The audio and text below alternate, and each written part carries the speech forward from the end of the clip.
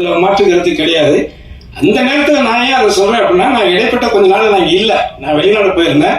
ஆனால் நான் இன்னைக்கு நடிகர் கருணாசு தெரியும், லொடுக்கு பாண்டிய தெரியும், தானா பாடகரை தெரியும், கிராமிய பாடகரை தெரியும். ரகுநந்தன் தங்கியிருந்த அதே இடத்துல நானும் தங்கியிருந்தேன். கிட்டத்தட்ட நான் அப்போவே ஒரு 250 கேசட்டுக்கு மேலே போட்டுருக்கிறேன். ஒரு கேசட்டுக்கு 10 பாட்டுல கூட 250 பாட்டு கம்போஸ் பண்ணியிருக்கிறேன். அதையும் தாண்டி மியூசிக் பண்ண ஒரு 4-5 படம்.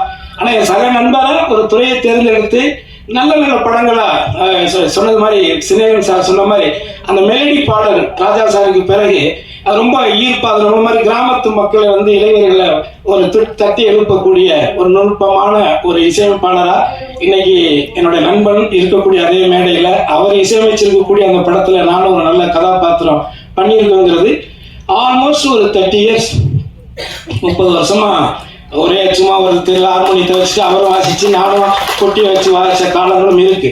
ஏன்னா இன்னைக்கு பார்க்குற தலைமுறைகளுக்கு என்கிட்ட என்னென்ன இருக்குன்னே தெரியாது. நான் 92ல் புரட்சி தலைவர் அம்மா கிட்ட 1992 மாநில கல்லூரியில் படிக்கும் போது இந்த பெஸ்ட் மிமிக்ரி ஆர்டிஸ்ட் இன் தமிழ்நாட்டிலேயே சிறந்த பலகுரல் நிகழ்ச்சி செய்யக்கூடியவனா நான் தேர்ந்தெடுத்து அந்த அம்மாட்ட 5 சவரன் நகை கொடுத்தாங்க. அதுக்கப்புறம் துண்டா வெட்டி வித்துட்டான், அது வேற. பட் ஆனால் வாங்கியிருக்கிறோம். அது அதே மாதிரி சென்னாரெட்டி, பீஸ்மன் நாராயண் சிங், அலெக்சாண்டர், இந்த கவர்னர் எல்லாம் அவங்களுக்கு ஞாபகம் இருக்கும். அவங்க கிட்ட எல்லாம் நான் அவார்டு வாங்கியிருக்கிறேன். ஏன்னா பல திறமைகளை நீங்க இந்த இடத்துக்கு சும்மா இங்க உட்காரல, ஓசியில எல்லாம் நம்ம இந்த இடத்துக்கு வரல. அடுத்து ஒரு ஏஜுக்கு மேலே உழைச்சிக்கிட்டே இருக்க முடியாதுல்ல. அதனால நாம உண்மையாக இருந்தால், எந்த ஒரு வேலையிலையுமே நம்ம உண்மையாக இருந்தால் அந்த உண்மைக்கான ஊழியம் நிச்சயமாக கிடைக்கும். அதை யாராலும் தடுக்க முடியாது. ஆக இந்த படத்துக்காக உண்மையா உழைச்சிருக்கக்கூடிய என்னுடைய தம்பி சிவா, அதே மாதிரி சுந்தர், அவன் ஆஸ்திரேலியாவில் இருக்கான். அவன் இங்க இருந்தாலும் அவனும் ஒரு அற்புதமான ஒரு பையன். நாங்கள் எல்லாருமே ஃப்ரெண்ட்ஸ். இப்போ இந்த கோவில் இருக்கான், அவன் என் தம்பி தான். மூத்தவன் தாமு இன்னைக்கு திருநெல்வேலி போயிருக்கான். ஸோ நாங்கள் எல்லாரும் தான் இந்த படம் இங்கே இருக்கக்கூடிய அவர் எப்படி இயக்குனருடைய நண்பர்கள் எல்லாரும் சொல்றாங்களோ, அவரை விட எனக்கு இங்க இருக்கிறவங்க நண்பர்கள், இங்க இருக்கக்கூடிய நீங்களும் எனக்கு நண்பர்கள். ஏன்னா என்ன கிட்ட எந்த ஒளியும் வரவே கிடையாதுங்கிறது உங்களுக்கு தெரியும். சில பேர் ஏதோ கதை சொல்லிக்கிட்டு இருக்கிறாங்க, அந்த கதைக்கு ஒரு முடிவுரை இருக்கு. அதையும் யாரும் இங்க அவ்வளவு ஈஸியெல்லாம் விட்டுட்டுலாம் போக மாட்டோம். நான் ஒரு 30-40 வருஷம் உழைச்சி கஷ்டப்பட்டு நான் உண்டி எந்திரிச்சு உட்காந்துருவேன்.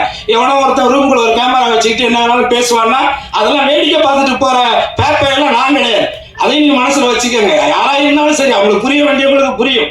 அதனால எதுக்கு இங்க நம்ம அவனுடைய உழைப்பை உன்னுடைய வயிற்ற பழக்கிறதுக்காக இன்னொருத்தருடைய உழைப்பை நீ சுரண்டி சாப்பிட நினைக்கிறத விட ஒரு கேவலம் எதுவுமே கிடையாது.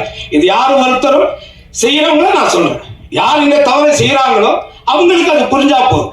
ஆக இந்த 24 வருஷத்துல இந்த தமிழ் சினிமாவில் ஒரு பாடகரா இருந்த காலத்துல இருந்து ஆனந்த விகடன் பத்திரிகை உங்களுக்கு தெரியும். அந்த பத்திரிகையில நான் ஒரு பாப்பிசை பாடகனா இருக்கும் பொழுது ஆகஸ்ட் 15 அன்னைக்கு அட்டைப்படத்துல என் படத்தை போட்டாங்க. சும்மா இந்த இடத்துக்கு நான் வரல, அதுக்காக சொல்றேன். அதனால